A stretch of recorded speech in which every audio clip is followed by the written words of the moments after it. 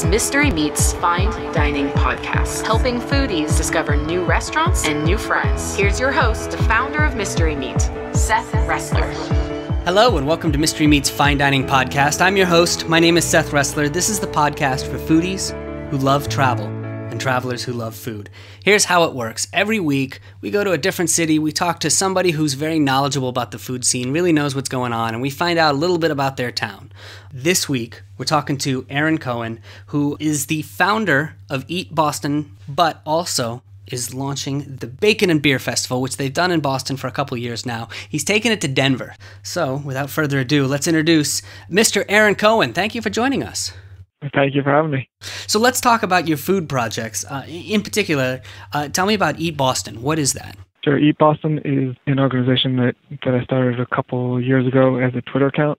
And then we started doing events to raise the profile of the Twitter account. And eventually it turned into doing mostly events and less restaurant news on Twitter. And so we do about 10 events a year, I would say, with unique themes having to do with different ingredients or so. So give me an example. Tell me about some of the events you've done. Sure. We've done Guacaholics Anonymous, Tacopocalypse, Ice Cream Showdown. Do you do the names? Because those names are fantastic. Yeah, usually it's me coming up with the names. So let's talk about Guacaholics. Is that what you called it? Yeah, Guacaholics Anonymous. So what was that? We get 6 to 8 Mexican restaurants from around Boston and get them to showcase their guacamole all in one place. Oh, that's very cool. Any particular guacamoles I should try when I'm in Boston? Yeah, try all of them. Yeah, a couple of the restaurants do fruit-flavored guacamole, which is unique. Fruit-flavored guacamole? Yeah, and Poe's Kitchen at the Rattlesnake does the fruit-flavored guacamole also. We'll have to ask him about that. We actually just hosted our last Mystery Meat dinner with Brian Poe over at the Tip Tap Room, his new restaurant. Yeah. All right, put that on my list of things to do. Ask him about his fruit-flavored guacamole. Yeah, I think he made one with either strawberry or plums or something like that, and it adds a different taste to guacamole, which is usually salty or garlicky. This adds some sweetness to it. Oh, that's very cool. At the Mystery Meat dinner, he was serving things like yak and kangaroo, so maybe that's what people were yeah. dipping it in. All right, tell me about Tacopocalypse, Tupac Lives. What was that one? Yeah, Tacopocalypse. We actually did that as the second night of Guacaholics right. Anonymous this year. Of course. So that was at the Rattlesnake also, and it featured Brian Poe making, I think he made 6 different tacos, and then he made a taco as well. Oh, very cool. So you're doing events like this all throughout the year, and people find out about it just by following you on Twitter? Yeah, on Twitter or on the website, wheretoeat.in. So they can go to the website, they can find out what's going on. Now, most of your events at this point are in Boston, right? Yeah, we did one in Chicago last year, but they're all in Boston. And we're going to talk about the Bacon and Beer Festival that you're doing in Denver, but tell me a little bit about sort of the history of that event and how that started.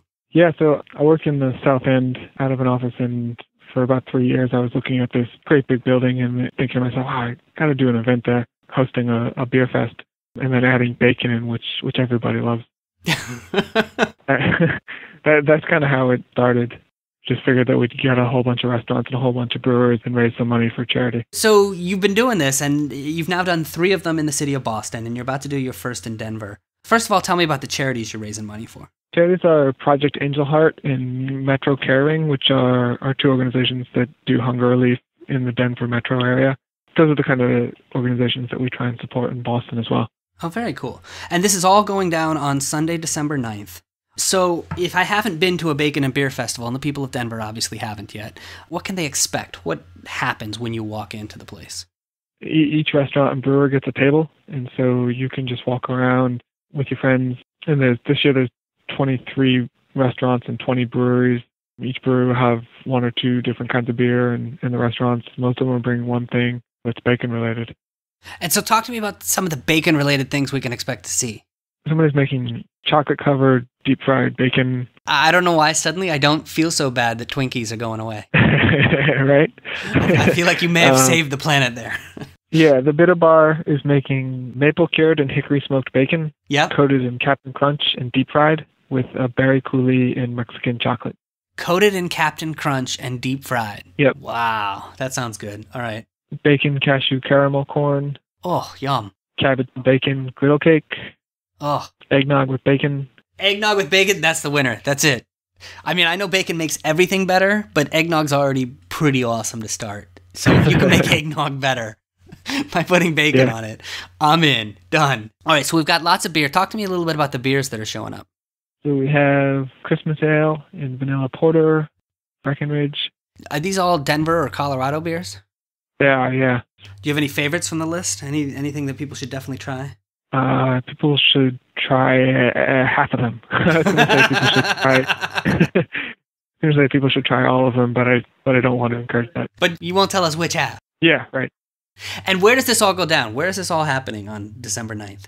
It's happening at Mile High Station, which is on Colfax Ave. It's over by the football stadium. And I also noticed that there are regular tickets for $40, but there's also baller tickets for $50. That's correct. And tell me about baller tickets. Baller tickets are exactly the same as regular tickets, but they cost $10 more. So if you buy them, you just get to walk around saying, I'm a baller. That's correct, yeah. How many ballers do you usually have at your event? There's usually 10 to 20. There's enough that people actually buy it, and it's clear that it's not an accident that they bought it. Right. But, it's not. There's a margin of error on the baller tickets. You got to make sure that you're out. Correct. That's impressive. I'm gonna try that next time I host an event. I'm gonna sell baller tickets and just charge $10 more. All right. So $40 for that, $50. Where can people buy tickets if they want to go? They can buy tickets at baconandbeer.net/Denver. Okay, baconandbeer.net/Denver. We'll post that link up on the Mystery Meat website as well. Are you ready to play a game? Sure. All right, I hope you're ready for this. This is called Out of the Frying Pan. Here's how it works. I am going to ask you for a recommendation. Just tell me the first thing that pops into your mind, all right? You ready? Mm-hmm. All right. And we should point out that even though your festival is now launching in Denver, your restaurant recommendations most likely to be in the Boston area, because that's where you live every day, right? Yep. So, in Boston, you're running the Bacon and Beer Festival. What is your favorite brew pub? Probably Cambridge Brewing Company in Kendall Square. Nice. I've been there. They have the fantastic, every October, they have all the pumpkin beers. Yep, and they have great buffalo wings too. Oh, all right. Good choice. When you go out for bacon in the city of Boston, where do you go? I don't know. Does anybody go out for bacon? That's all right. Good point. Well taken. I'd probably go to Copa, which is in the South End, because they have a whole bunch of cured meats and nice charcuterie plate. Nice. What about local brews? Any local breweries that you really enjoy their beer? Yeah, probably Pretty Things or Harpoon. My brother works there, so he'd kill me if I didn't say that. But, I understand. So you got to put the plug in. Yeah. So, Pretty Things is a beer that's gotten very popular in the Boston area in the last few years. Yeah, they're starting to expand. I think their office is about 100 yards from my house, so they've always been pretty good supporters of my events. Nice. They're fantastic. Now, since your brother's working over at Harpoon, you got any inside tips you can tell us? Any secrets? I think they're opening a beer hall in a couple months, though. Oh, nice. What's that going to be like? Like, it'll be a place to go for a beer as opposed to just tasting. Oh, very cool. Oh, what about butcher shops? When you're cooking bacon at home, where do you get your meat? I usually go to Savinore's, which is in between Harvard Square and Union Square in Somerville. Yep. Fantastic place. Yeah, Julia Child's Butcher. I also like McKinnon's in Davis Square. Oh, very cool.